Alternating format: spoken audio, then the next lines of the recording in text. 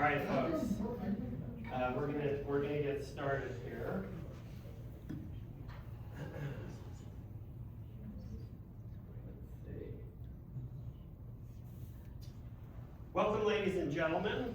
I am Forrest Neighbors, Chairman of the Department of Political Science here at UAA. And thank you all for coming. This is a small but hearty audience, braving the snow and resisting the temptation to run from the reindeer downtown. But this Meet the Candidates event here on the UAA campus is important nevertheless because we are recording this, and I will be sending the recording of this event to the campaign so that you're free to post it on social media as you wish. So everybody needs to be on top of their game. And I'd like to just thank our Mary Weiss, my super student, and also who has been a member of the faculty in nursing here at UAA for really driving the organization of this event. And also, I'd like to introduce and thank our students in political science, Evan Leaf, and Sarah Rasmussen, and Ryan O'Reilly, who will be the moderators of this event today. You might recognize Sarah from a previous station in her life, a public station. But now she's a student in political science. And then I'd like to introduce the candidates. Sydney Scott from my left, and Max Powers and Justin Millette. Thank you very much for coming today. The objective of this event is to give the candidates a opportunity to freely and fairly air their views. All the candidates were invited. They are candidates for the Anchorage Assembly District 1. The rules are that each will have 5 minutes to make an initial statement, and then each of our student moderators will pose one question that all of the candidates will have the opportunity to answer in 1 minute. Our moderators do have discretion to ask a brief follow-up question, and then the candidates may have an additional 30 seconds to respond to that follow-up. And after about an hour of this, we'll move to audience questions. So I would encourage all of you to write down your questions, and maybe Mary, you can, during the course of the first hour, we could collect those, and then our student moderators will go through those and select some to ask to the candidates. I have two requests. First, that you write down your questions, and second, that you please let us know at the end what we can do to improve these events. We'd like to do more of them here on campus. We haven't done that in the past, but we think it's timely to perhaps have more Meet the Candidate events here. And again, our objective is not to be partisan, and I am going to be a potted plant, just standing here keeping time. Now, I'm not going to say much more than what you're hearing me say right now. So with that, I'd like to invite perhaps Sydney, if you would like to begin. You have 5 minutes. Hi everyone. Oh, that's loud. My name is Sydney Scout. I'm a candidate for the Anchorage Assembly, running to represent District 1 in North Anchorage, and I'm I'm born and raised here in Anchorage, and I'm a proud product of our public schools. I went to Kincaid, Mears, and Diamond, and I always start the story by sharing that my parents moved to Anchorage in the 80s at a time when a lot of people were moving to Anchorage because we had enough housing, we had reliable services, we had safe streets, and we had really strong schools. We deserved those things then, and we deserve them now.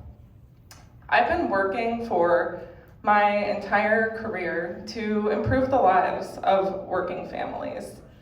I've gotten great people elected to state legislatures, school boards, county commissions, and utility boards, and I've worked to advance clean energy policies and projects that make our bills more affordable.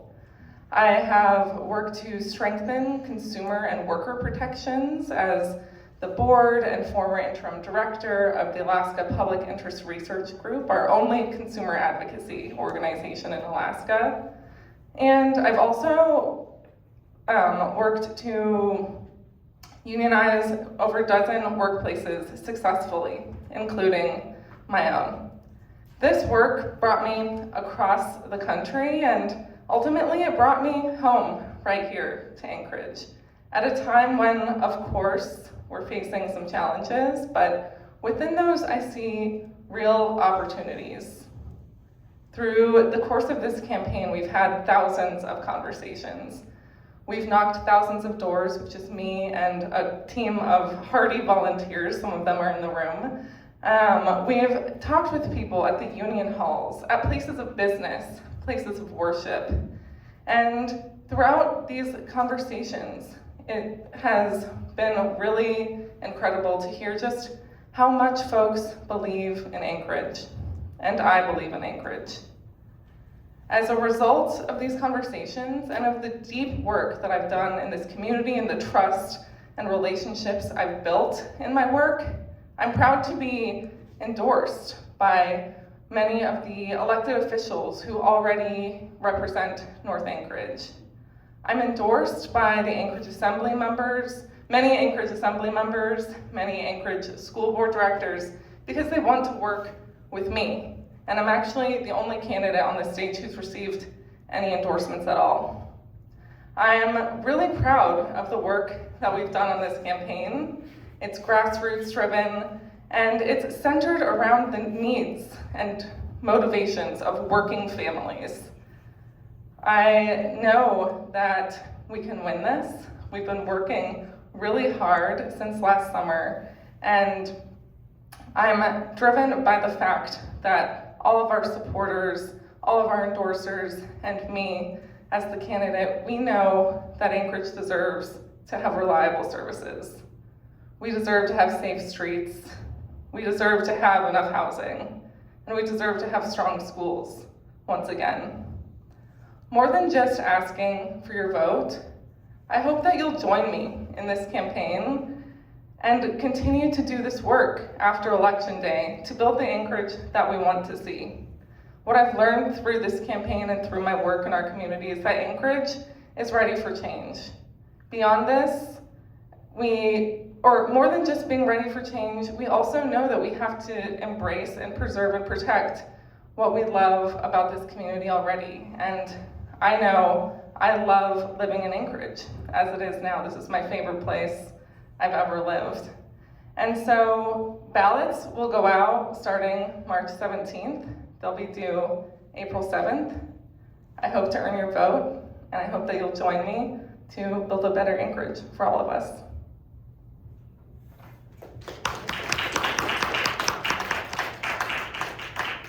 Max Power.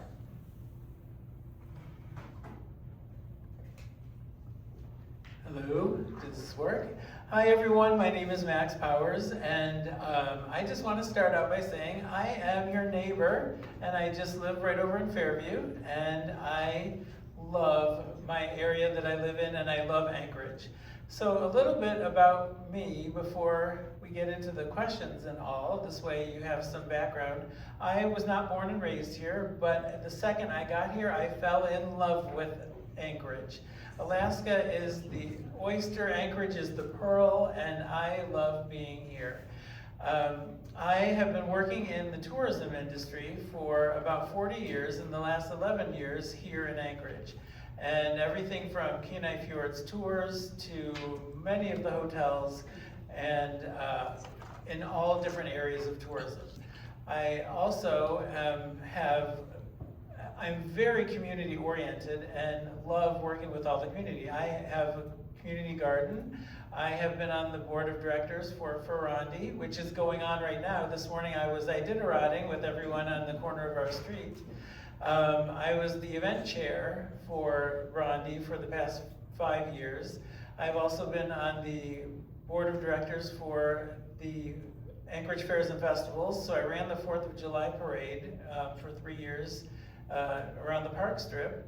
And also I have been on the board of Anchorage Opera. So I go from arts to community gardens, and I love everything in between. I am not a politician, and I'm not a professional politician that way. I'm just a neighbor who wants to make a change. I want to clean up the area, the parks, the downtown, the homeless. I really want to focus on safety. We really need to bring safety back to the Ingra corridor, the Minnesota corridor, and downtown, especially right now as it's winter and we have more homeless coming into town. We need to create some housing and beds and all of those wonderful things. I'm sure Justin will touch on that as he's real estate, and I am not, but I have lots of ideas and reasons to come up with out-of-the-box ideas. Please consider voting for me, and I have a lot of great ideas. My top 3 priorities are safety, taxes, and the homeless. And I know that nobody wants a sales tax, but I have some great ideas for raising revenues. One of them is the bed tax, which hasn't been raised in 30 years, and we need to bring that up to the same rate as other destination cities, and the numbers show that would be a huge increase. And I have a couple of other great ideas which I'm sure we're going to touch on in the next hour.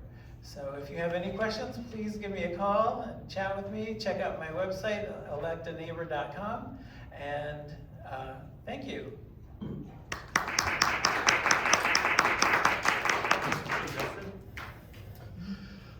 First off, thank you to Marion Forrest for putting on this event and giving us the opportunity to talk about all the issues of Anchorage. And then thanks for everybody who is attending and skipping for Rondi and of course the roads to be here. So Justin Millette, born and raised here in Anchorage, graduated from East High School in 2002, so a little bit of life experience. I was a fire explorer here.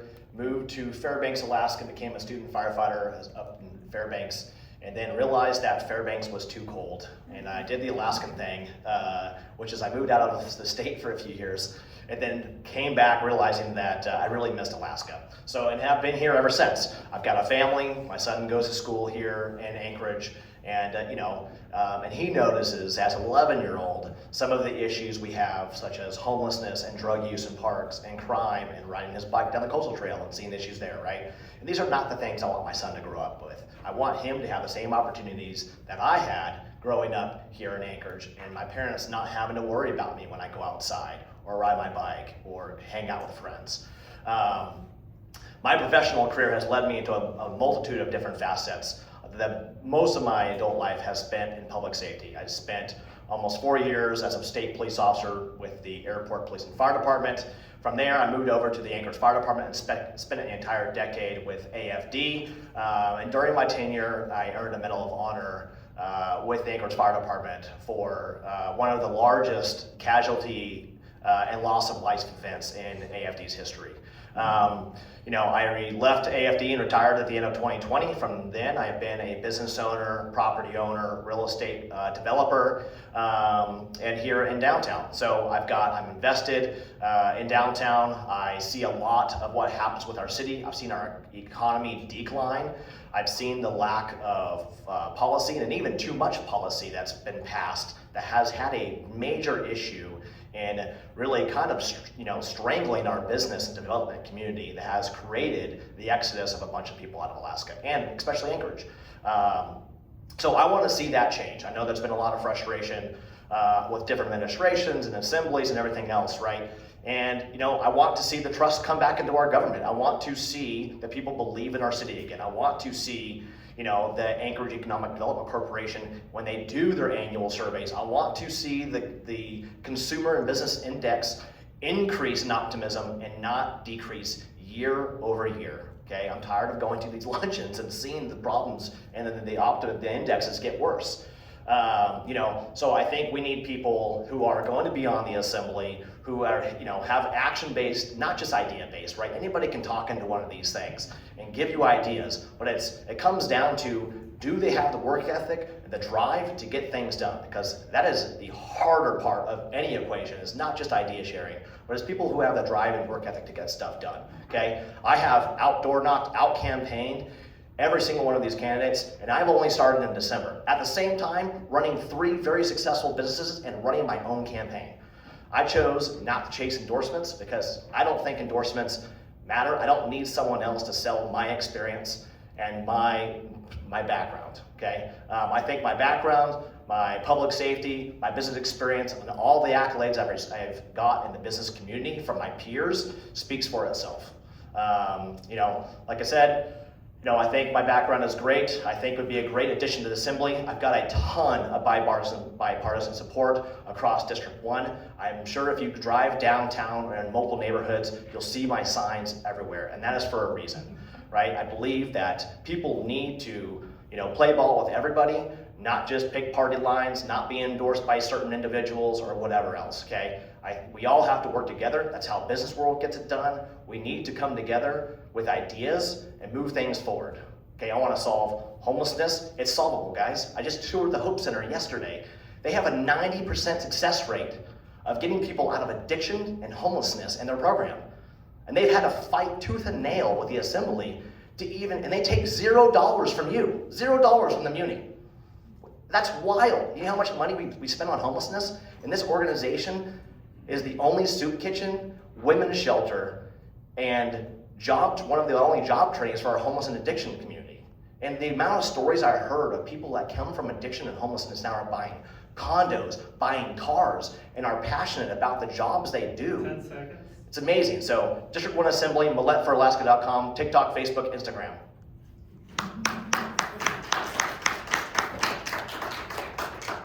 Great, now we'll move to questions. And Sarah, would you like to go first? Yes, thank you. Thank you all for your introductions. It's great to have you here today. We will start off with a little bit of a softball for you. Looking back at the last couple of years, what's one assembly decision that you disagreed with, and how would you have handled it differently? And Max, would you like to go first? Looking back over the past few years, there's been a few assembly things that I have come to notice with everyone. And a few of them have been with the budget and with putting money into the schools. I would like to point out that has been a huge draw against Anchorage with our public safety and our education. That is a huge part of getting starter families, keeping people in Anchorage, is having great schools. Also with the budget and paying out things that are frivolous costs that we might have to get to, we need to rein that in, and I think that all of us in the Assembly who are coming in could work on that. Okay. Justin?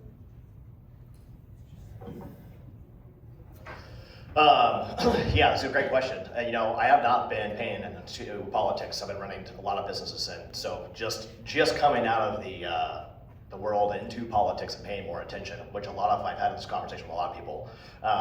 There's been multiple proposals, such as the recent one is about data centers. It seems like we're trying to fix problems, have solutions to problems we don't even have yet, as well as passing a bunch of resolutions that don't impact Anchorage residents. I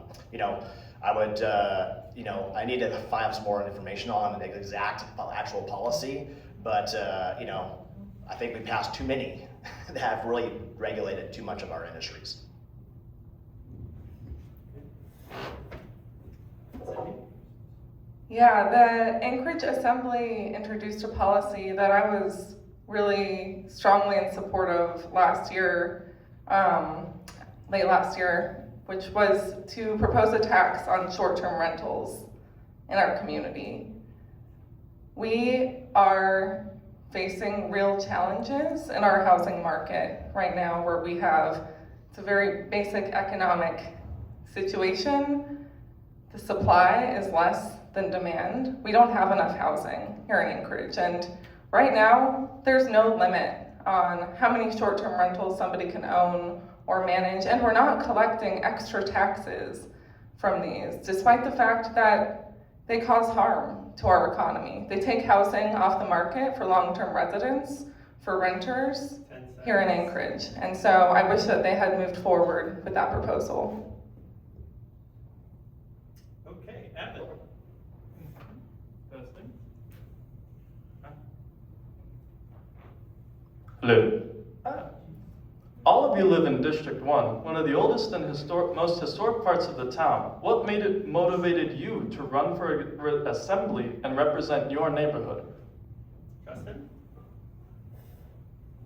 I grew up on the east side, District 1, South Addition. It was actually my dream as a kid to move into because of Westchester Lagoon.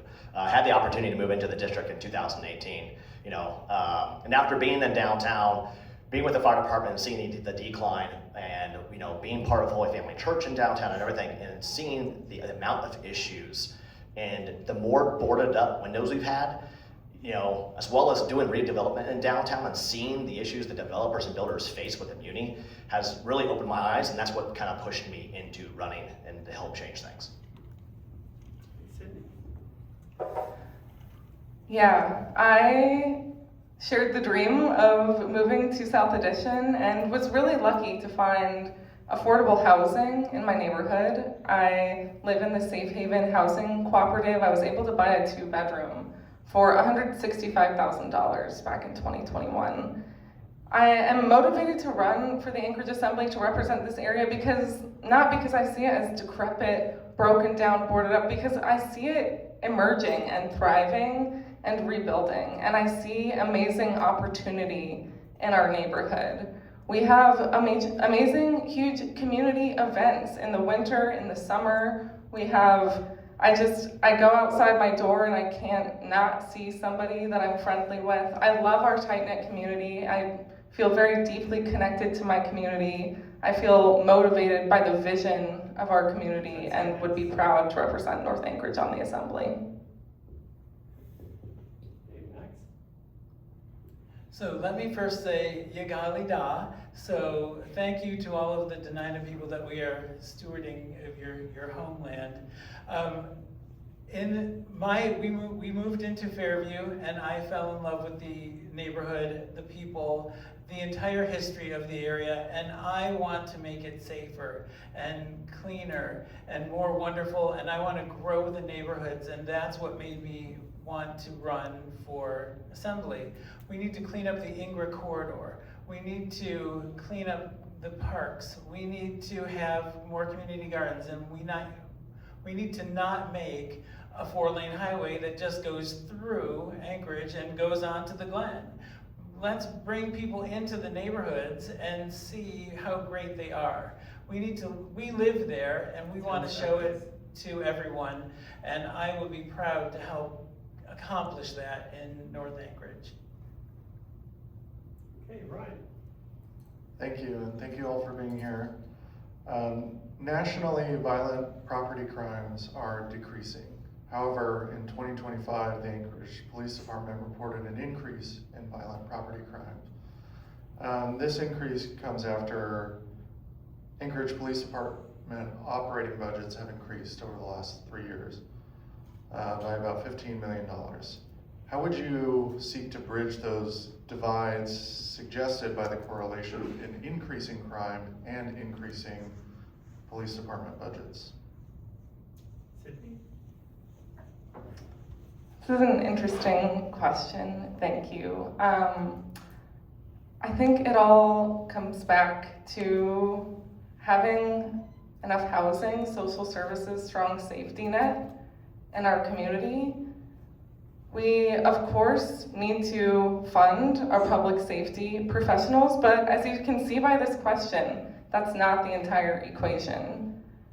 We need to provide support on the front end, upstream support, so that our community is stable and people are housed and safe and not having to turn to stealing, not having to sleep outside, which I know would deeply impact my mental health if I had to do that night after night in this cold.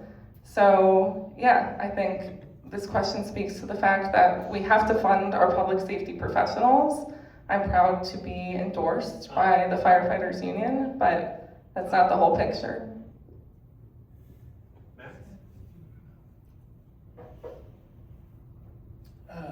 Safety, the police, fire, all of those need to be strong. And I applaud what Mayor LaFrance has been doing so far, that we have filled up the police academies. We will have a full police department for the first time in years. All of that is needed with the budget, and that will help with the safety. I also want to thank her for bringing the prosecutor's office fully staffed as well, because these are all items that will respond to the crime. If we don't have enough police, we don't have enough to curtail the crime. All of those are high on the list of the Assembly's needs to accomplish, and budgetary restraints are in that realm. We need to push for a stronger police, stronger fire, and continue the prosecuting office. Justin? Yeah, as a former police officer, I know this is an issue. It doesn't come down to just arresting people. We also have to ensure that we're prosecuting people. We need a stronger system for recidivism in Anchorage. That is, to get people out of drugs and addiction, to get them from continuing this cycle of going to jail, getting back on the street, then committing more crimes to get back into jail, okay, because it's warmer, they get 3 square meals, etc. Our DOC budget for the state of Alaska is over $500 million, okay? We need to fix the problems with addiction and the cycles, mental health, etc. We can't rely on just our police department to continue arresting people when the other half of the equation is missing, okay? We need to ensure that people are not just going to jail, okay, and getting felony records. We need recidivism. We need to ensure that if they're getting felonies for certain things with addictions, they can get them expunged. We need to ensure that we fix the root causes of why they're committing crimes. Okay, I'd like to remind our student moderators also that after the round, you can ask a follow-up question if you wish. So, Sarah, your turn. Thank you.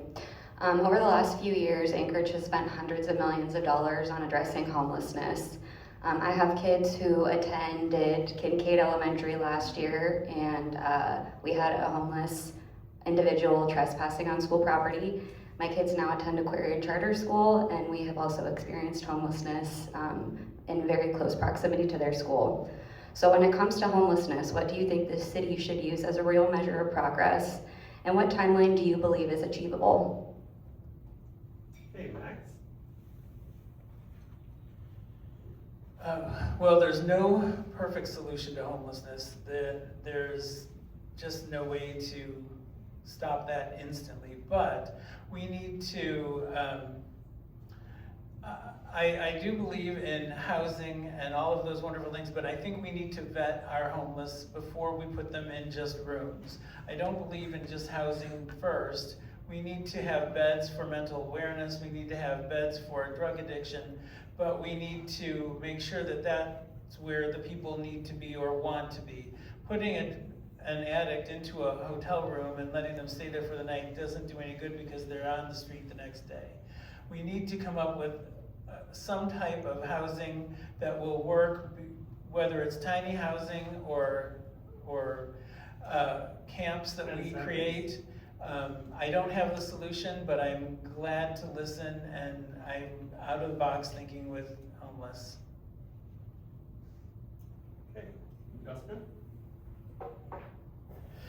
I know this is a touchy subject for a lot of people, and I know just, if we ask every single person in this room, we're all going to have a different opinion on how to fix homelessness. The community spends a substantial amount of money between all the resources between the police, fire, Department of Health, and of course all of the direct funding that goes to homelessness in itself. But let me paint you some numbers of what the Hope Center does without any municipal funds. They, on average, are 50 plus females per night. They do over 200 plus thousand meals a year, and they have over 81. They have a shower room with 8,100 showers a year, all with all volunteer hours, and their staff is almost all people that did addiction and homelessness were before. Okay, there are solutions. We just have to make sure that we're putting funds to the right solutions. It's not just services. Housing first only works if we have full wraparound services, not just people addicted to drugs and alcohol and meds. Hey, Sydney. Yeah, first I want to thank you for sharing your story and experience, and unfortunately it's something I've experienced as well and heard about in the city is having folks trespass into buildings because yes, there are instability issues and it's cold outside and all of these things. I'm really proud of the work that Mayor Suzanne LaFrance's administration has done to increase and distribute shelter capacity and resources. We also have something called the Mobile Crisis Team housed out of the firefighters to respond to these kinds of issues. I also know that there has to be a place for tough love in this conversation as well, because all of our safety matters. Public safety doesn't mean just one person, it matters for everybody. I hope to keep the good work going and also understand that there is a balance and that all of our safety is important in this conversation. Sorry, thank you all for your answers. Just in a quick follow-up, I'm hoping that Justin and Sydney, you guys could identify what would actually be a real measure of progress in the homelessness challenge that we're facing in Anchorage. 30 seconds. Sydney, you want to go first? That's a great question, as counting people who are unhoused is extremely difficult. One measure that I'm grateful for right now is that we don't have any major large tent encampments anywhere in the city. There's just an opinion piece written about this. I think that's important. I think we need to get people into housing. We need to ensure that folks are off the street and, okay. Sorry, 30 seconds goes fast. I think we rely on too much data of service provided and not enough data of actual outcomes of people fixed.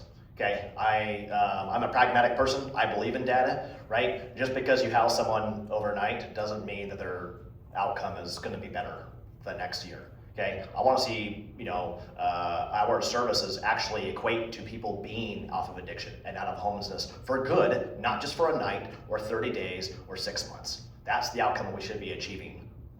Time. Evan. Housing supply, zoning regulation changes, and a newfound interest by locals for different style of urbanism are now front and center in the Anchorage political scene. The challenge facing the city is building more appealing and affordable housing quickly. Many colleagues of mine, and even many in this room, find challenges in finding suitable housing within the city. As an assembly member, what are some policies you'll pursue to address the housing crisis? Let's see, who is going to go for, I think Justin, this is you. As someone who works in this space quite often, and currently with this Muni of Anchorage, the Muni for a very long time has had major regulations. We are actually we have some of the strictest regulation in the entire United States when it comes to development and housing. That does not paint a very clear picture for us, for builders, for our developers, etc. It makes it very challenging and very expensive to build in Anchorage, which is why a lot of builders have moved out to the Mat-Su Valley. Mat-Su Valley is booming. They are building far more than we are, especially with a smaller population. And that's because people choose to build out there because they make it way easier. It's 75% cheaper for permitting and getting through their permit process with a department that's like 1/10 the size. We need to deregulate. I'm not saying eliminate regulation, but deregulate and make it easier and partner with a lot of our private builders and developers. Sydney? Yeah, so I served as the interim director of the Alaska Public Interest Research Group at a time when we were advancing something called the Home Initiative. It was a rezoning policy here in Anchorage locally, and these are the kinds of policies I would love to support on the Anchorage Assembly. We need to look at our zoning policies, look for places where we can increase density, and we also need to be working with builders and the construction industry and trades to also first look at the dilapidated buildings out around town, the buildings that aren't currently being utilized for residential or any purposes. We've got to rebuild what we have. We need to look to neighborhoods that welcome new neighbors and build more housing there. And also look at policies to support first-time homeowners and having incentives to buy housing. Max? I definitely support re-regulation or deregulation of some of the restrictions for the housing zoning. But we need to keep in mind that the reason that we have such safety in our housing versus regarding the 2018 earthquake, look at what happened outside of Anchorage versus what happened in here. We need to keep all of those things in mind when we're doing the rezoning. But I definitely believe we need to open up zoning for housing, for starter homes, beginning homes, growing families, and also taking a look at old buildings that can be refurbed. One of the things I'd like to look at is the old Nordstrom building. That's something that we can look at. Also, all of the zoned areas that are owned by the state or the city that can be turned into housing. Hey, Ryan. Oh, Evan, did you want to ask a follow-up? Yeah. With Anchorage being in an immediate housing shortage, a lot of these policies that the Assembly are already focused on are more indirect in encouraging the market to adapt to deregulation or changes in the zoning. Well, would you as an Assembly member pursue more direct initiatives to build housing? Why or why not? Let's see, Max, did you want to go first? Sure. You have 30 seconds. Okay, so there's so many ways to address this. Yes, I would support going into zoning and doing new things. We need to look at the cost, all the office work, all of the programs that go into housing, and I would address all of that with the Assembly and trying to come up with new and better ideas for zoning. Justin? I'm happy to support direct initiatives. I know of multiple developers that have shovel-ready products that are ready to go tomorrow, right? The biggest hindrance to them is the fact that it is so difficult to get through the permit process and the over-regulation that we have currently that it does not pencil out. It's not profitable for them, right, to build. And so I'm happy to sit down. I think we need to get all of them in a room, come up with ideas, how to get them to develop and build, and then partner with the community on what changes we need. Sydney? 30 seconds. Yes, I will support initiatives to build new housing in Anchorage. I have had great meetings with some of the housing developers here locally as part of this campaign, including a few members of the Home Builders Association, and agree that there's work we can do to build efficiency into the home building process, and am eager to support that on the Assembly. Hey, Ryan. Thank you. The Anchorage School District is in a funding crisis and are being forced to make significant and impactful decisions on school closures, staffing, and program cuts. How do you envision your role in the advocacy and decision-making process on the subject of education in Anchorage? Sydney? I'm extremely passionate about supporting Anchorage's public education system. What the Assembly can do and what I can commit to do on the Assembly is support the maximum allocation of funding to go to the school district. Beyond that, I'm also really interested in and excited by conversations around using existing buildings to support childcare programs, as we are in a place where we are cutting due to stagnating population. I also view the role of as an Anchorage Assembly member as someone who should be proactively advocating for strong schools outside of the Assembly walls. We need to go to the state legislature particularly and ensure that we're advocating side by side with our school board directors to increase the base student allocation and increase the taxes and revenues we're able to raise in the state and locally to support our schools. Max? Education is so important, and I think we need to increase the revenue that are going to our education. First of all, we need to work with the state. We need to work with the governor's office, who is slashing and cutting education funding like crazy and hitting Anchorage with it so hard. We need to work with them and work together to get that through. But I do have some ideas for ways that we can come up with some new revenue. There are so many ways, one of them being we have a state lottery, and none of that goes to education. Other states use their lottery to fund education. Why aren't we using a part of that for this? We could create a new one that would go right and split right into education. I also think we need to work with our public schools, our private schools, and figure out a way that they can work together in needs. Justin? Yeah, I'm a big proponent of public education as a byproduct of the ASD system. A lot has changed over the years, and not for the better. And with that being said, obviously the Assembly can only fund up to the tax cap amount based off of the property taxes, right? I do want to think that the Assembly, have a conversation with the school board members on education, right, as well as ensuring that they're properly passing budgets with the expectations of continued, basically members of the school district, children, right, leaving the school district. The forecast for ASD is a lower student count next year until all the way through past 2030, right? The ASD has to budget for the reduction of students, right? They just closed 3 schools. Part of that was they just spent $50 million building Inland View, which has 140 kids, guys. Like, that's not proper budgeting. Ryan, did you want to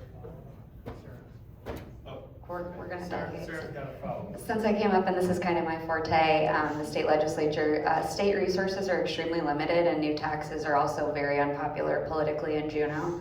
So what additional measures can be looked at as an Anchorage Assembly member to advocate for within the state legislature to support Anchorage students? Okay, so on this one, 30 seconds, starting with Justin. Yeah, no, they just funded the BSA to a little bit higher level and just passed that. I know the state, just like the Muni, has had budget challenges. And so, the Assembly should be pushing the state legislature to make sure that with, almost half of the population with the state of Alaska, we do get a decent amount of funding for having a substantial size. It seems that Anchorage keeps losing funding from the state legislature that is, goes to infrastructure and everything else. We are the main airport, the main port, etc. Sydney? 30 seconds. Yeah, I think there's important conversations to be had at the Anchorage School Board about how funding is distributed. Right now, I see too much money going to charter schools that benefit just a portion of students when we really need to be focusing on our public school, public education system and encouraging the school district to use the funds that they have wisely. But again, that's not exactly the Assembly's role. We also should be pushing the state legislature to pursue new taxes to fund education. Matt, 30 seconds. definitely we need, as an assembly, we need to work with the state to get our funding back. We have to create new forms of revenue, like a lottery tax or something out of the bed tax or my souvenir tax that people are interested about. There are ways that we can do this, but we need to abdicate the funding correctly that's in the school board or system now and not put it into Time. I think other things. Okay, forgive me, I think I'm gonna change the rules midstream, and when they have a follow-up question, I think everyone should have an additional minute, not just 30 seconds. Okay, so we'll play that. Okay, now Sarah, it's your turn to ask your main question. Thank you. If you were to win this election, what is the first ordinance you would introduce and why? And I believe, Sydney, I think you were first this time? That's a great question. I don't know. I haven't decided on that. Right now, I'm really focused on winning the election. A top priority that I mentioned earlier that relates to having enough housing, having reliable services, is the short-term rental tax proposal that was on the table last year. I know we're collecting data on that right now, asking folks to register short-term rentals here locally, and I'd love to bring that back up. And so if I had the opportunity to introduce that, I'd be eager to take it. Okay, Max? The first ordinance that I would like to push through or pass or even bring up is the revenue that we need to create without bringing in taxes to the residents. And that would be the bed tax, which is a great way to bring in funds without touching the Anchorage residents. We are currently at a 12% bed tax, which affects every tourist that comes into town and stays in a hotel. If we raise that 1%, we would grow, it would be in the hotel that I work in currently in the tourism industry would be $1 million per month just in that one property.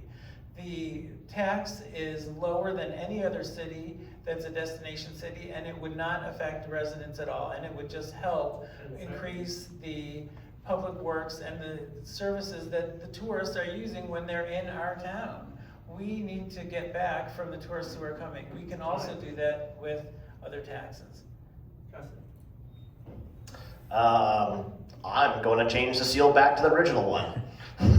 I think it's a waste of money. It was sold on the fact that it was not going to cost taxpayers any money. The APD just announced $250,000 on badge replacement, as well as a bunch of additional expenditures to a seal that has a minimal change.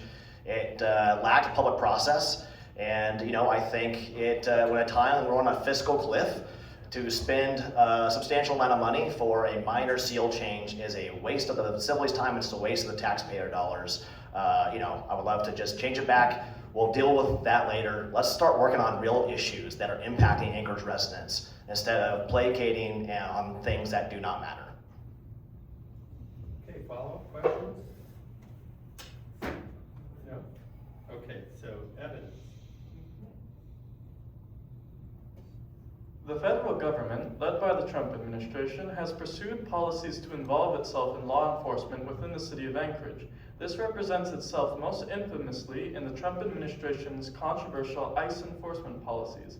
As an assembly member, would you pursue legislative cooperation, opposition, or non-cooperation with ICE authorities in Anchorage? Max. Of course, we need to work with ICE and we need to work with all the governmental departments, but we need to keep them in check. We cannot allow the state or the federal government to come in and take over state-run ideas. I was downtown when the ICE thing happened at the Atwood building a few months ago, and that was a trauma for everyone who was downtown. If you're aware of what was going on, ICE officers coming in and surrounding a building. That is not what we need going on in Anchorage. We need to keep that in check, and we need to work with the federal government, but we can handle that within the state.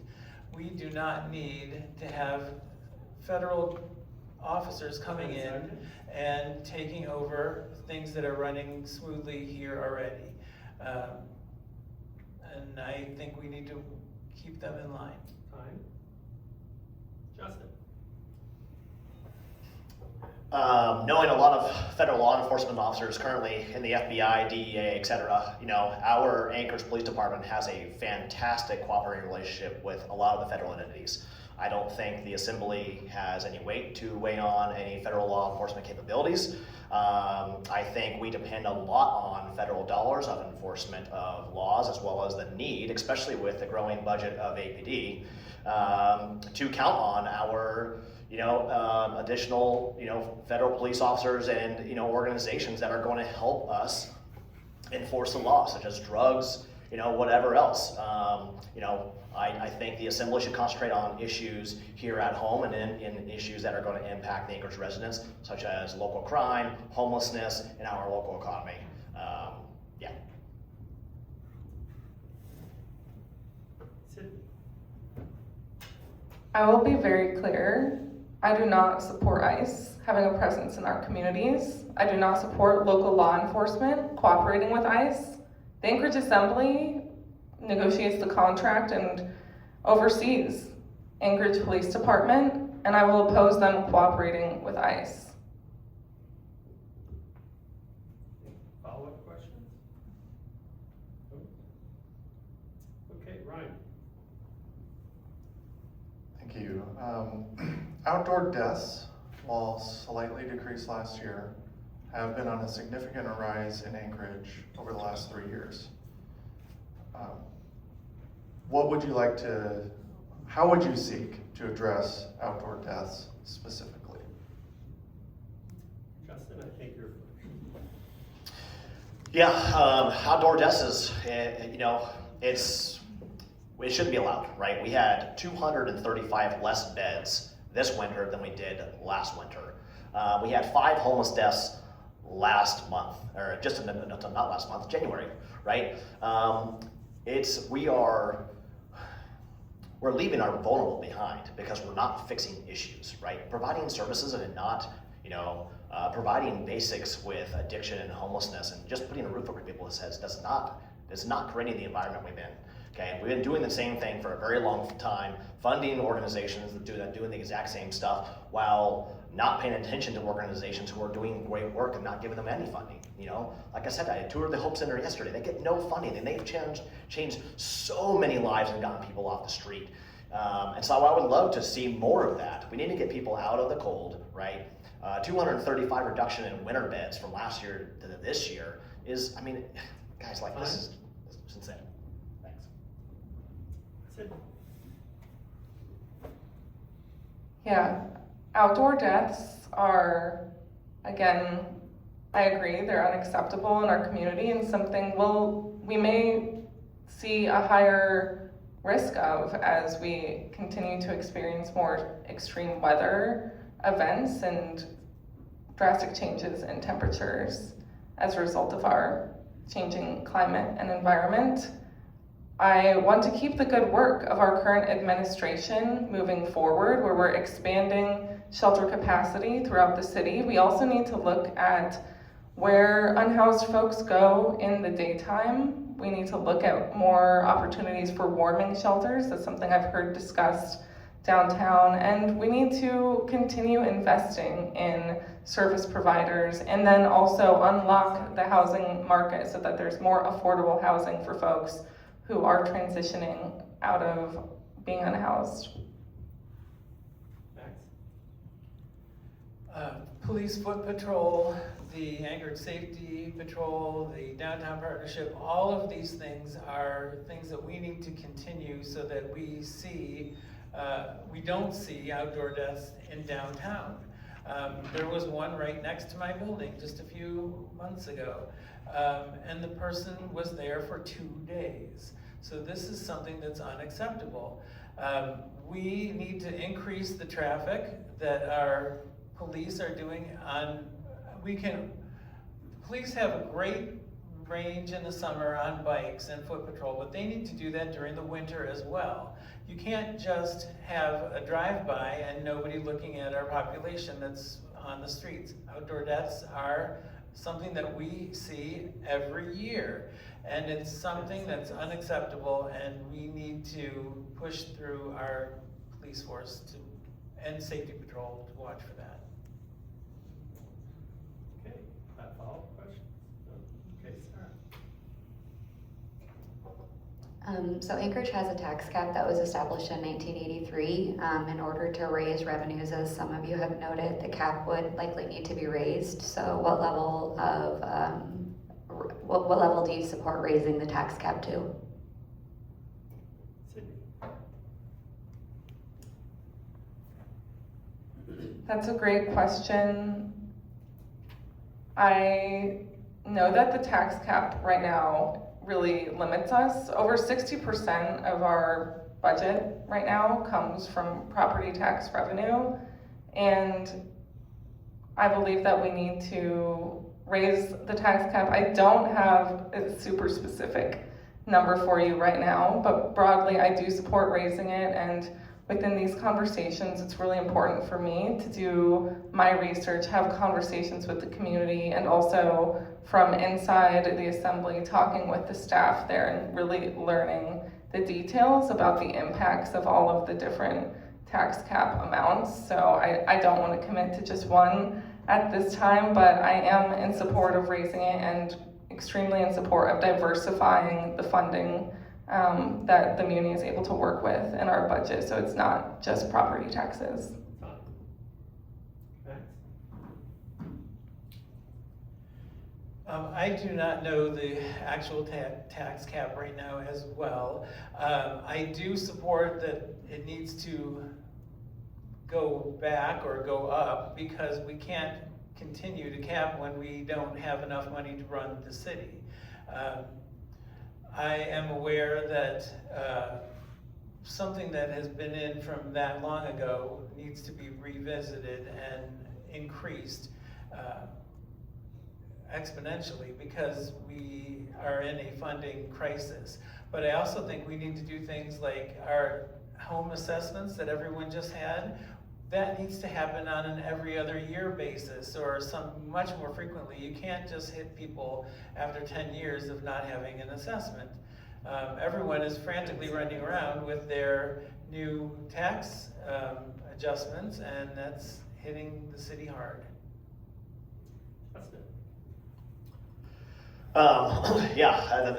The tax assessments just came out, and I know a lot of people are pretty up in arms about the tax assessments. As far as the tax cap goes, I just don't think there's going to be a lot of resident buy-in to a tax cap increase. I know there's a lot of distrust in how the assembly uses the funds. We've had quite a number of taxes that have been added to the revenue in the last 10 years, including marijuana, the alcohol tax, etc. And so, a lot of those funds were, passed to the voter as to improve homeless services, etc.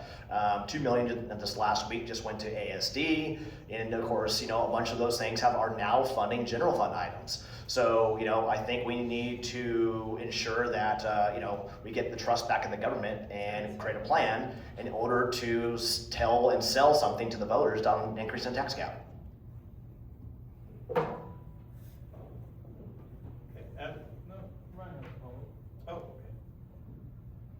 okay. Follow up on taxes, where do you think the biggest need lies in increased revenue in the municipality? How do we do this? Max, 1 minute. Can you tell me again what your follow-up was? Where is the biggest need for increased revenue in taxes? So the biggest need for increased revenue is everywhere in the city, of course. Everyone needs more money. But of course, schools being one thing, but I really think we need infrastructure. We need to boost up the city works. We need roads and creating better buildings out of old buildings that are falling apart. Let's not create ghetto areas or non-forward moving areas when we can create towns and neighborhoods with just a little bit of zoning and refunding of taxes. Just by reestablishing some of the taxes into areas like city parks and recs and into the infrastructure of our plowing example, those would be great ways to use it. Okay. Justin?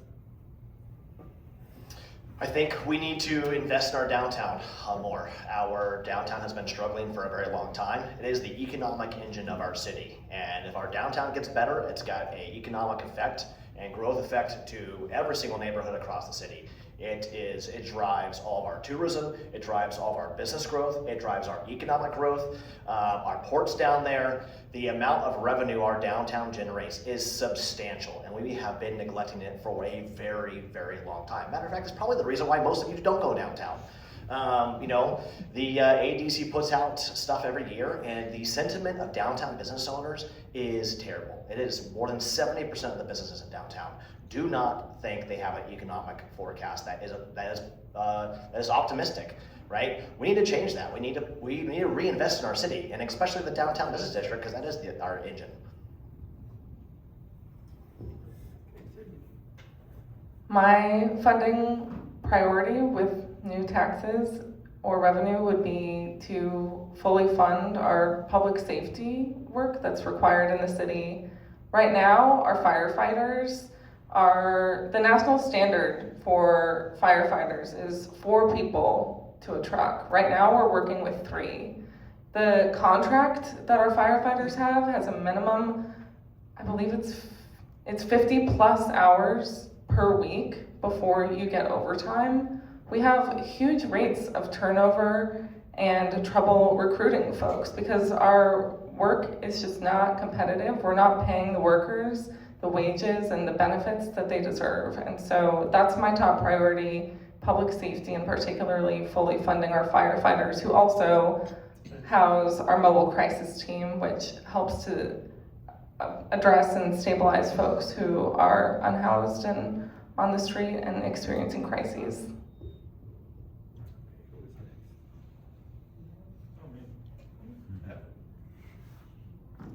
Natural gas from Cook Inlet provides most of Anchorage's energy supply. However, this situation has turned precarious as the natural gas reserves in Cook Inlet run dry, risking an energy blackout and the rise of energy prices for Anchoragites.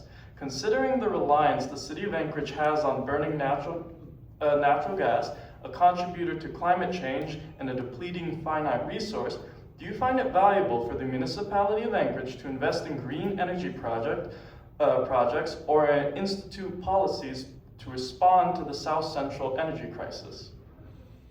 Justin? I just had a conversation with a Chugach board member the other day about this. No, I do not support renewable energy projects, and the reason being is it's some of the most expensive cost to the resident of Anchorage. Natural gas is 6 cents per kilowatt hour. Solar and wind is more than 10 cents per kilowatt, so it's almost double. We need more stable, reliable energy to feed the South Central Rail Belt grid. That's going to come down to hydro, coal, or the natural gas pipeline. The Muni got rid of its only electric utility a few years ago and sold it to Chugach Electric. It's kind of out of the electric game. We do need to push state legislature to ensure either the natural gas pipeline gets through or some other suitable, reliable energy thing such as coal or hydro, etc., helps feed the rail belt. We just had a power shedding event the other day, with Chugach Electric. So, and I know Instar's planning a rate change here in 2028. So it's something we need to work on ASAP. Sydney? Yeah, advancing clean, affordable energy is something I'm extremely passionate about and have dedicated years of my life to advancing here in Anchorage, across the rail belt, which is our road system, and throughout the country. Clean energy, particularly solar and wind, are cost competitive right now with natural gas, and As we know from our existing fossil fuel infrastructure, our existing pipelines, Alaskans don't get a hometown discount. We have some of the most expensive electricity, the most expensive gas prices anywhere in the country. A pipeline is not going to fix it. We need to advance clean energy. We need to advocate for the state legislature to institute a renewable portfolio standard, and we need to be strong partners with the utility company Chugach Electric and all of the rail belt utilities to ensure that we're moving Anchorage into the future and not staying stuck in the past. Max? Of course, oil and gas is Alaska, and we'll never be away from it. Of course, it's dropping in huge amounts. BP has left, Exxon has left. We have now, ConocoPhillips is the only one that's still drilling. But I do think that I'm on the board, I'm on the side of yes, we need to start renewable energies. We do have wind turbines on Fox Island right now, and seeing how that's working, that's one particular way. But we need to put a midway energy in between both of those. So we can't put all of our chickens in one coop, if you will. We have to spread that out. And I think continuing with our oil and gas the way it is one way, but we need to expand and grow into renewable energies. It is not cost effective now, but it will be in the future. And we need to expand, and Alaska needs to not just rely on oil and gas. So I think growing into the new renewable energies is a way to start looking at it.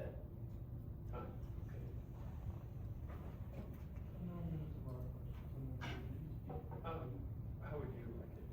Would you plan on keep going for a little more? Yeah. You want to move to? Do more? Yeah, I'm gonna ask a question from Matthew, I think, who emailed us originally, if that's. Yeah.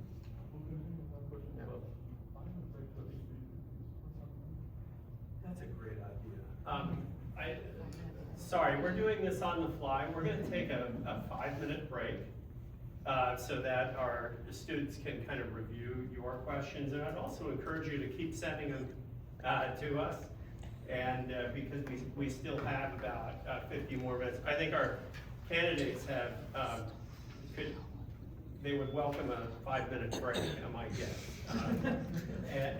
So we'll start again, and help yourself. There are some drink machines in the atrium, and that you're welcome to help yourself to. And we'll start again in a little bit after, like 17 after.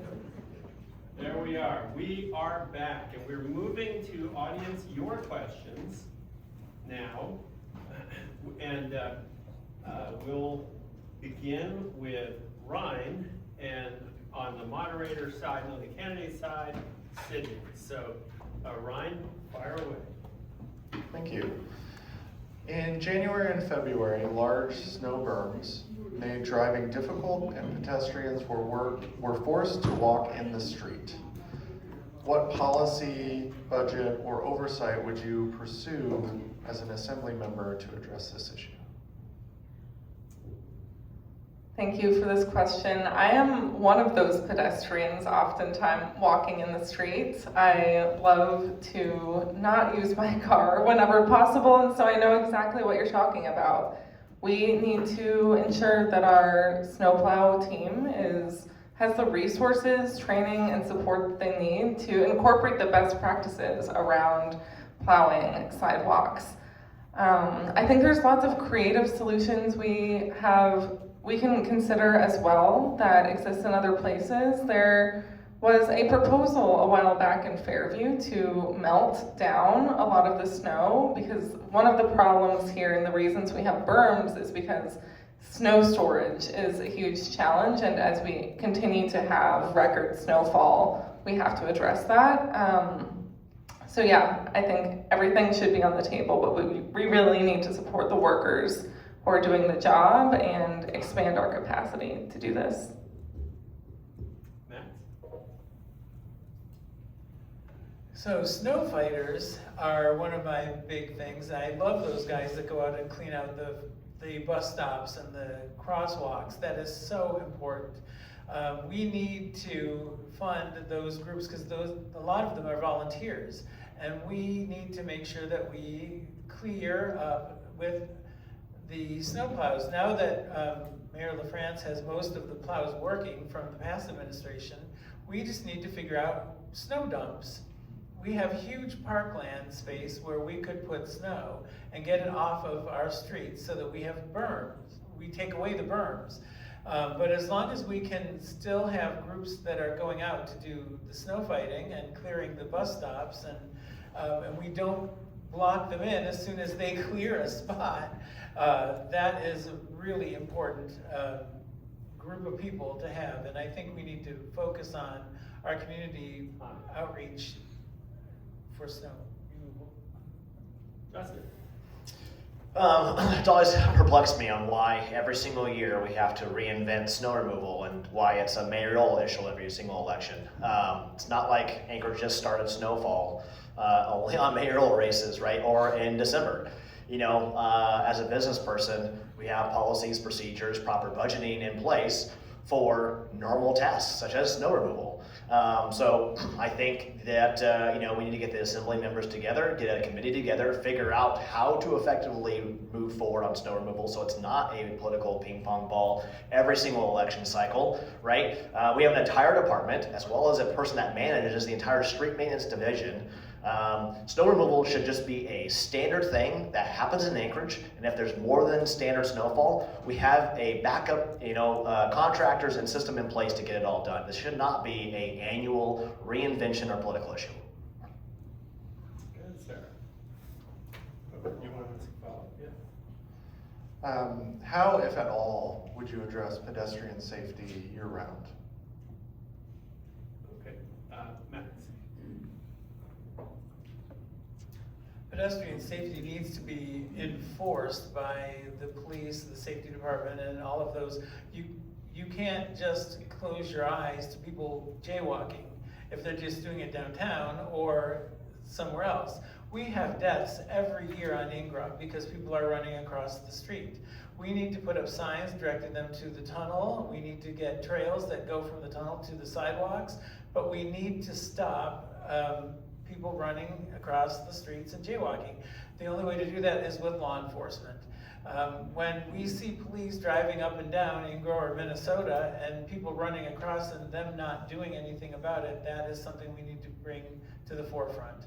I really think that there is definitely room for improvement on that issue. Justin?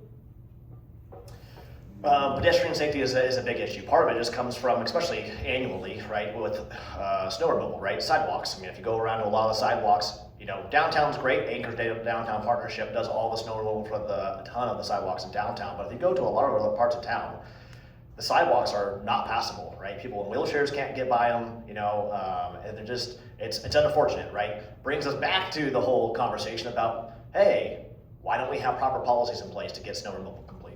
Part of that too is 90% of the pedestrian fatalities with pedestrians, you know, a substantial amount of them were inebriated. Okay, we need to get our homeless population and people that are inebriated and addicted to drugs and alcohol off of the streets and into proper care. Okay, so that way they're not on the road, stumbling in the roads. I went to multiple fatality accidents, picked up people with the fire department, and you know, it's a major issue. There's multiple things we can solve at the same time. Okay, Sarah. Oh, I'm sorry. Go ahead. Before sharing my direct response to the question, I first want to just react to that answer. There is no data to prove that most of the pedestrian deaths have anything to do with inebriation. And what I do support in terms of expanding and increasing pedestrian safety is instituting traffic calming measures. This is, as I've knocked doors in our communities, whether it's summertime, fall, winter, any season, this broad category of traffic calming measures is extremely popular in every neighborhood I have talked to voters in. We need more speed bumps. We need to change road infrastructure so that cars are slowing down. Yes, we need to continually improve the snowplow practices, and their job is getting harder because we are getting more snowfall. It's just a fact, and I'm really grateful for their work. We also need to look at pushing the state to do a better job maintaining their roads and improving safety. Thank you. This is another audience question, and I will preface this by saying that I understand, as a person who was elected with absolutely no experience, that you will be drinking from a fire hose if you are elected, and it is very technical and challenging to get up to speed. But none of you currently have experience as an elected official. So what are you doing to prepare, and who are you mentoring with to get up to speed to take on this job, as it is incredibly technical and it will be challenging and very important to the people of Anchorage? Justin, are you first this time? Doesn't matter, I'll go first. Okay, go ahead. Yeah, I've sat down with a number of people who are doing homelessness, right? I come from a background of public safety. I know how the police and fire department operate, right? I was part of that system for a very long time.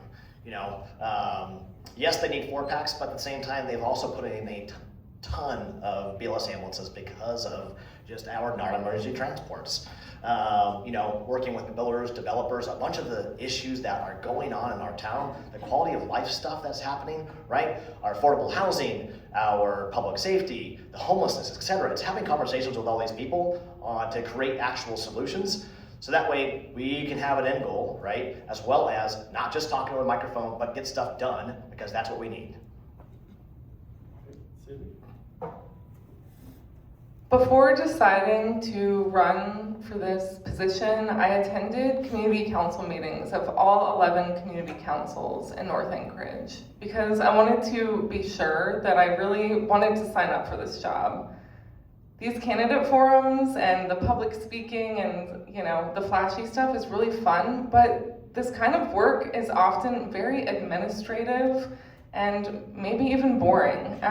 So my experience so far and my decision to run for this seat is rooted in being motivated by and interested in the work happening at our community councils. I listen to our Anchorage Assembly meetings as I'm on dog walks very often. I've worked with many Anchorage Assembly members, utility board directors, school board members to really understand what is the work of this role and to build relationships so that when elected, I'm affected and we can work together to get things done.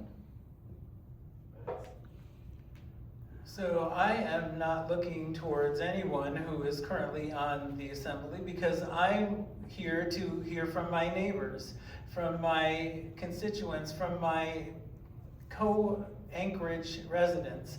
I want to know what we need, and we need as a group of people. I want to go in with a fresh face and a fresh mind and outlook that maybe no one in the assembly currently has. I would be coming in from the tourism industry, which currently there is no one in that industry on the assembly. I have a fresh outlook and I want to look at it that way.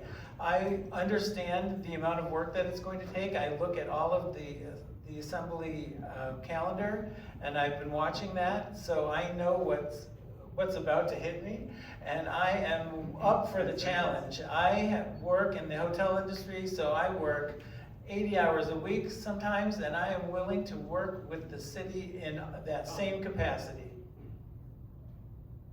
Evan? Sorry, there was one quick follow-up from this. So it sounds like you recognize the time commitment that this job would be. If you are elected, would this be your only job? And if you have an additional job, how will you make the time to manage the attention to this role? Sydney? This was a major consideration in my decision to run as well. Right now, I'm grateful to have fairly flexible but full-time work, working with nonprofits around the country who are working to advance clean energy and protect local democracy in their communities. And that includes here in Anchorage. I talked with my colleagues before deciding to do this, and they fully support me in doing this and know that if I'm elected, I will tailor and reduce my work hours, and I've dropped multiple contracts on the consulting side of my work to focus on this campaign. And if elected, my primary responsibility would be serving on the Anchorage Assembly, and I'd continue to pick up and do my other work as I'm able to. But my focus will be on the people and on the work that connects me to them. Max? So currently, I'm working as a salesperson in one of the large hotels downtown. I took on this challenge of wanting to be in the assembly last summer, and I went about it by talking to everyone I work with, my job, my corporate, my bosses, so that I could understand what it would take to do both jobs. And my current employer has said, you have free reign to work in the city and do anything that you have, and we will work around your schedule. And that is the commitment that I'm willing to give to Anchorage to complete this assembly position. I will throw in as much time as it is. I used to be on the Ferrandi board, the Anchorage Opera Board, and fairs and festivals. I have given that all up so that I could focus all of that time into the assembly.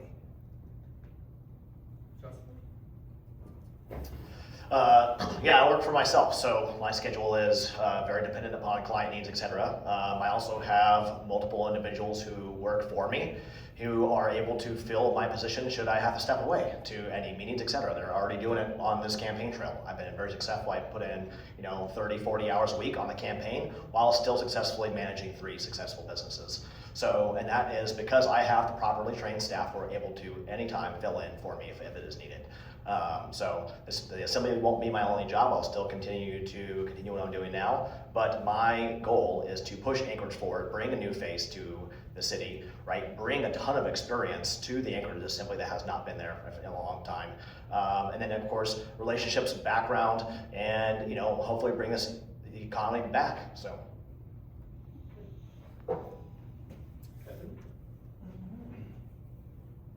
A trend in Anchorage occurs where investors are buying homes and properties and using them as Airbnbs and vacant speculative property, making it more difficult for residents to purchase homes. What would you do about this, if anything? I think Max, you're first. Being in the tourism industry and hearing about B&Bs and all of that is always a light bulb in the back of my head, because we do not have enough rooms in Anchorage right now for the tourism that is coming in. That is one reason why I want to tax the tourism industry that's coming in. With the Airbnbs and leaving them empty and all of that, that is a detriment to our city, because we need to have all of those spaces filled. And if you're not going to use it as what you're purchasing it for as a B&B, then let's get it into housing. And we could turn all of those empty spaces into neighborhoods and grow them into good houses or starter homes for families. We need to keep our young people in Anchorage, getting them into new homes, starter homes that they can grow and stay here and work in.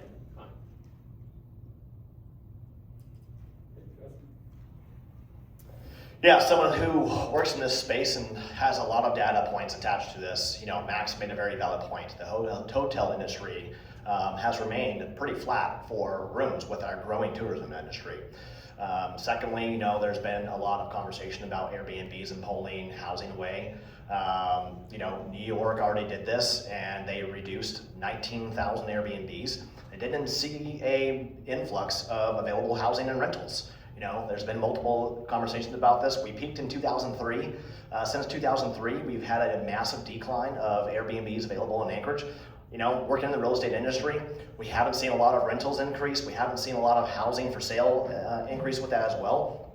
And with the tourism increase, the Airbnbs and the vacation rentals has been the only thing keeping up with the tourism growth.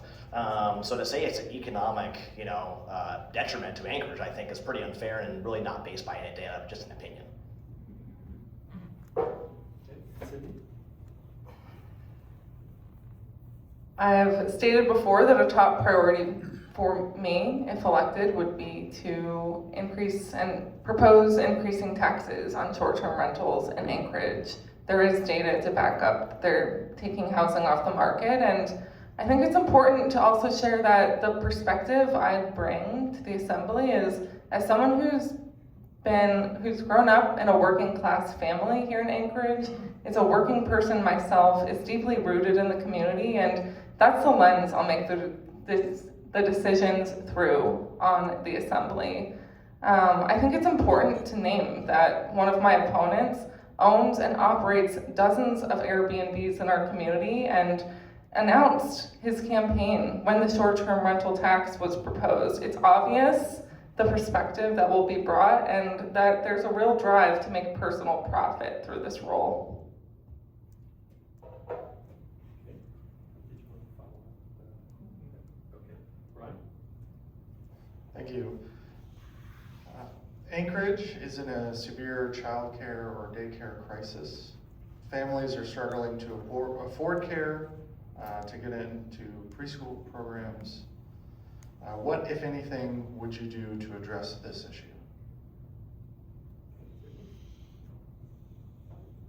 I mentioned earlier that I'm excited by the proposal to offer childcare in existing buildings, school buildings that the municipality owns, so that working families can bring their kids to daycare at the same time that they're bringing them to school. I also want to make sure that the funds that we're already raising in support of childcare that voters passed a couple of years ago are being put to good use, and I intend to learn more about this and to look at other similar opportunities to raise the funds that we need to support childcare providers, to ensure that workers in this industry are getting paid a fair wage and that there are enough options for families trying to raise their kids here.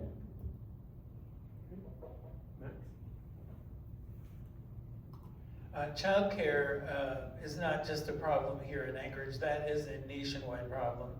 Young families cannot afford to put their kids in daycare because your entire salary goes to covering that. We do have an issue with getting daycare or preschool care for families with children. One of the things that I would like to work on or show or work with companies on is a lot of corporations offer care within their company, and they offer it through matches and company work share. And a lot of people don't know about this. This is something that happens in a lot of corporate contracts, and we need to bring that more to the front of Anchorage.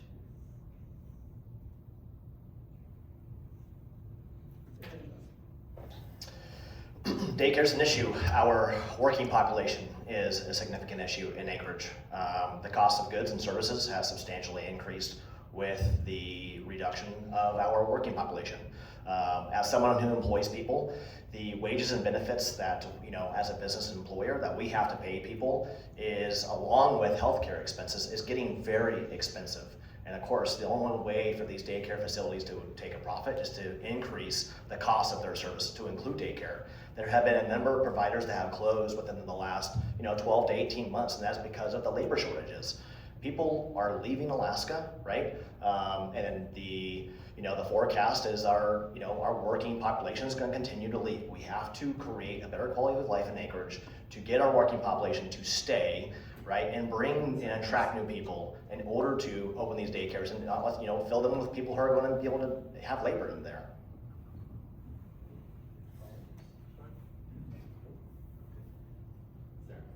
Thank you.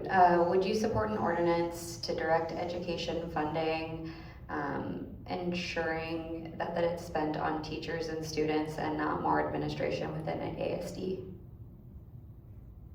Max? Oh, of course, that sounds like common sense to me. Yes, I would support making sure that money for education goes directly to education and to teachers. We need to bring teachers to the elevated state that they should be. Without teachers, where would we be? They're the most important part of your children's lives during the day. You have to have well-taught, rounded teachers, and we need to support them financially and physically. Justin? Yes, I think that we need to support our teachers. Our teachers are the most important running classroom. They're the ones directly impacting our children. They're the ones directly educating our children. I'd love to learn more about the administration versus teacher, ratio, what the national average is, and what can be effective, in making what that looks like. But like Max said, it seems like a common sense. Yes. The Anchorage Assembly is not allowed to put stipulations on the funding that is allocated to the Anchorage School District. In keeping with that policy, no, I would not support this ordinance.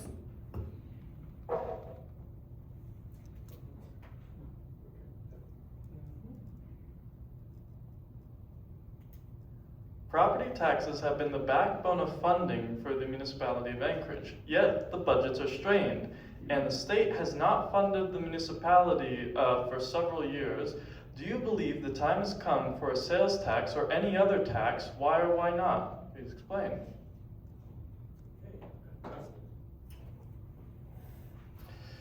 Yeah, I am not a big proponent of the sales tax. I think the sales tax impacts our lower income as well as our elderly. We are in an economic decline. I think what it's going to do is just, tell residents that we're going to tax them more, make it not cost effective to continue to stay in Anchorage. And I think it's going to push us, into a further spiral of decline.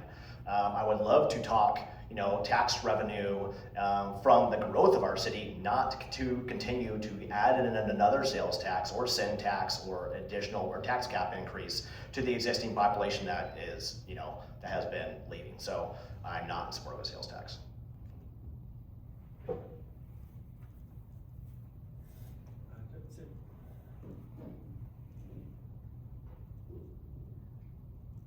I have had many conversations with members of our community throughout this campaign about the issues facing us and what we need to consider in order to move Anchorage forward. I've heard many mixed reviews and opinions on a sales tax, and I'm in deep listening with the community about this issue at this time.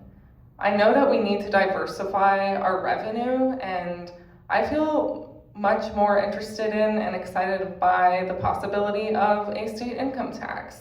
There's also just one line in state statute, really, that prohibits municipalities from collecting income taxes ourselves. I'd love to push the state legislature to unlock that funding for us because we need to diversify revenue. I also haven't mentioned yet that there are ways to produce revenue from clean energy projects, and that's something I'd also love for the municipality to explore in partnership with Chugach Electric and the state legislature. So I do not support a sales tax, but I do support additional revenue for the city, which can be created through other taxes. As I said, I believe we need to raise the bed tax. Right now that is split into 3 groups, the 12% that we receive. One section goes to Visit Anchorage to continue to grow tourism, one section goes to Public Works, and one section goes to the city services. If we raise that 1%, that will be a great way to increase the revenue without taxing the residents. Also, I do believe in a sales tax, which I'm not going to call that, I'm going to call it a souvenir tax, which I think we should tax the items that our tourists are purchasing. Why can't we have a liquor tax? Why can't we have a tax that is just on t-shirts and mugs and magnets and all the things that the people are buying when they come into Anchorage and taking away. You can finish your thought. I just want to say, I think this would be a great way. Every other state has a sales tax, so people who come here don't even realize they would be paying something that we are not. And it would not hurt the residents, it would help the city. Justin? Or you started? Oh, I started, yeah. Yeah. Follow, I was the last one. Okay, so Ryan, you're up. Many of your responses tonight spoke on improvements for downtown. What are your specific ideas to reinvigorate downtown, and how would you fund your ideas?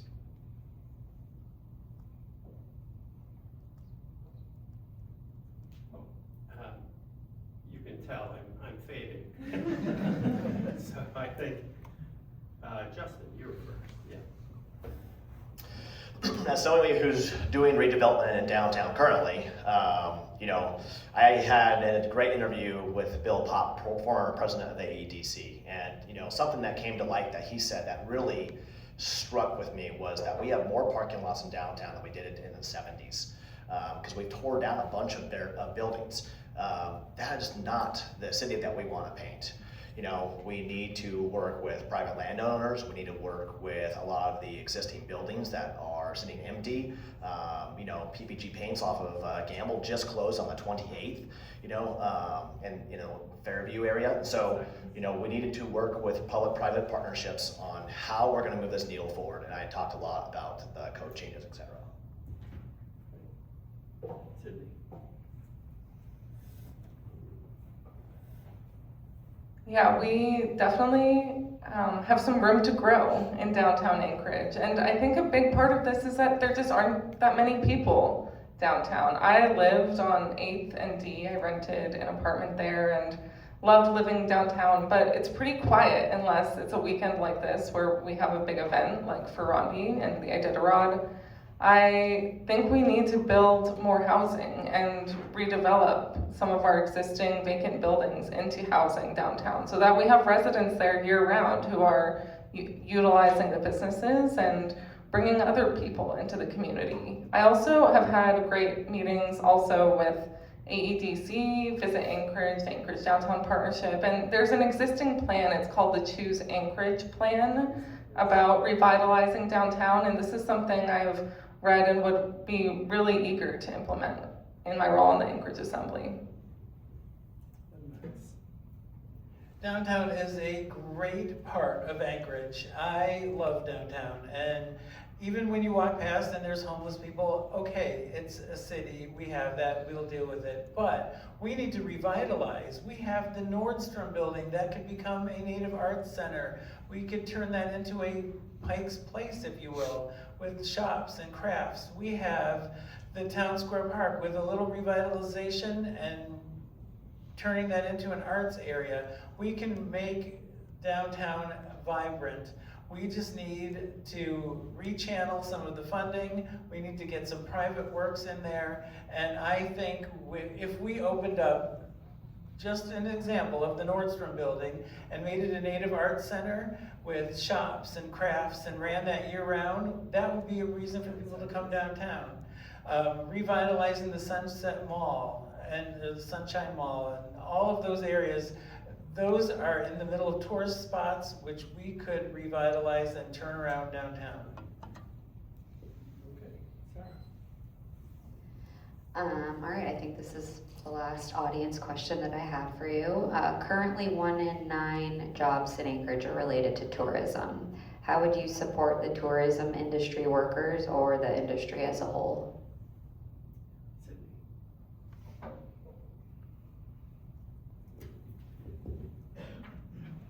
In my previous question, I mentioned my meetings with Visit Anchorage, Anchorage Downtown Partnership, AEDC, lots of these groups who represent businesses who employ these workers in the tourist industry. And I've built trust and real relationships with these folks and want to work with them and be informed by their real experiences on the ground to promote tourism in Anchorage. We need to embrace what makes Anchorage special. One thing I've been really inspired by is the rise of wild ice skating as a tourist activity in Anchorage, not just for residents. And so looking at ways that we can really brand and market Anchorage as a destination to visit for these really beautiful winter city type activities that we have to offer, and also ensuring that we have thriving businesses downtown to catch folks and keep them here and bring them, have them enjoy our community and all that it has to offer. Max? Oh, I should point out, we have time for one more question. And then I'd like you all to think about closing statements, and we'll have a 1-minute closing statement. Go ahead. As one of those 1 in 9 people working in the tourism industry, I have to tell you, I think it's the most important industry. Real estate is huge, city works is huge, but tourism is gigantic. Without it, Anchorage would not be here the way it is. We can grow it with such minor adjustments in the city, and it will just get better and better and better. With a little bit of funding and a little bit of taking care of our city structure, we can increase the tourism huge. Right now, we have 15 ships that are skipping Anchorage and going straight to Talkeetna from Seward because of the homeless problem. If we can get the downtown area, 4th Avenue, 5th Avenue fixed to where we are, which they have done now with the mushing district, and all of that is so wonderful. We just need to focus on it and bring the tourism stronger. Yeah, to reiterate what Max said, the tourism industry, Anchorage has a black eye when it comes to our homeless issue and the amount of crime in our downtown area. People are choosing to skip Anchorage with Carnival Cruises, Norwegian, etc. The biggest, having, as part of the Anchorage Downtown Partnership and a member of Visit Anchorage, I've never seen my opponent at any of those meetings.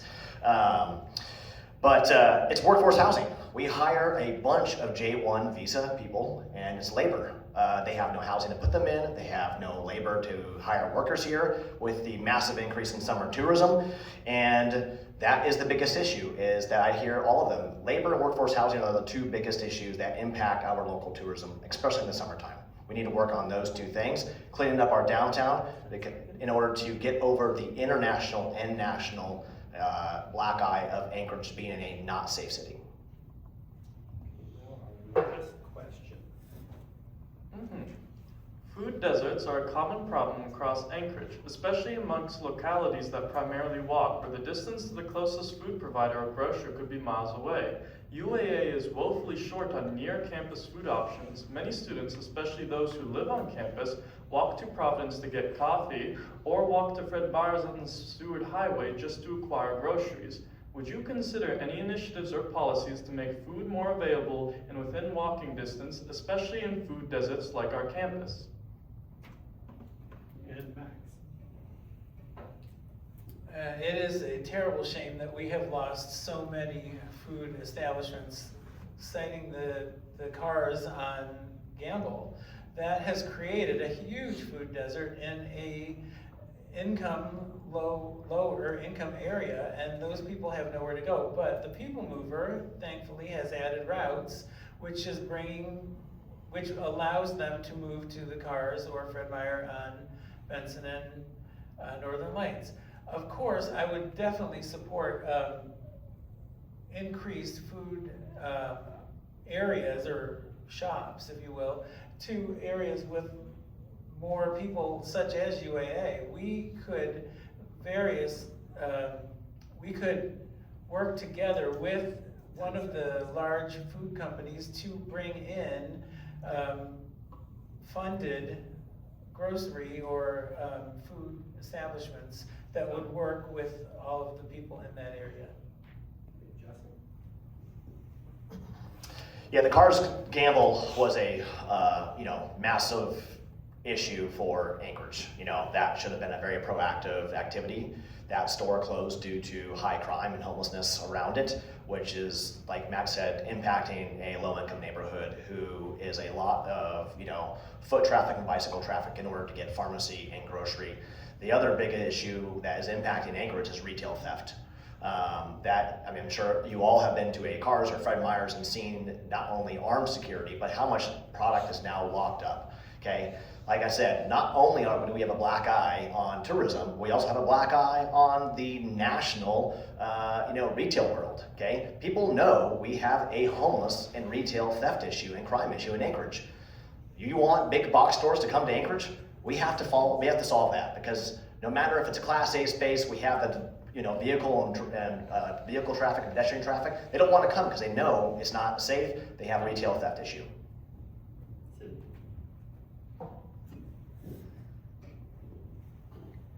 We definitely need to solve the problem of food deserts. It's something that I think all of us in this room have experienced in Anchorage at some point. And my solution here is housing density and mixed-use development. We need businesses to be able to operate in places where they know there will be customers.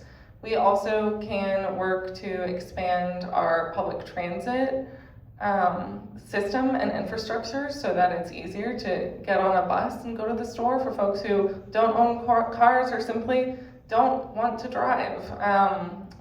I'm also surprised that we have not yet mentioned the need for a grocery store in North Anchorage specifically and downtown, and to also promote small businesses in our neighborhoods and our communities that meet these needs of a coffee, a snack as you're going throughout your day.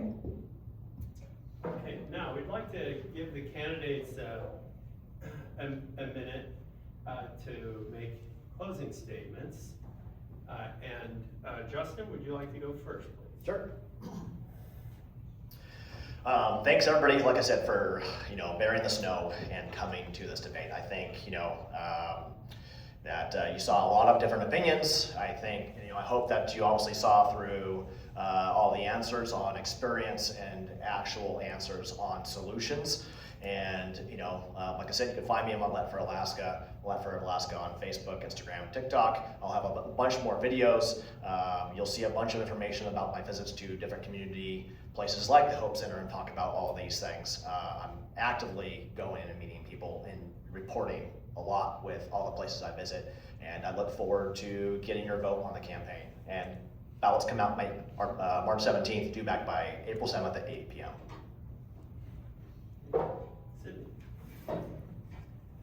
Thank you all for this opportunity to speak with you today. I hope that what you heard and the answers that we gave and shared here is that I'm the candidate with a positive vision for our community. I want to bring safe streets, enough housing, reliable services, and strong schools to Anchorage and move us forward into the future while embracing and protecting all that we love about this community. I have the trust, the skills, and experience to do this work, and I look forward to doing it alongside you and with your support. You can find me at sydneyforassembly.com. If we haven't had the chance to speak yet, I hope we can have a conversation, and I hope to earn your support.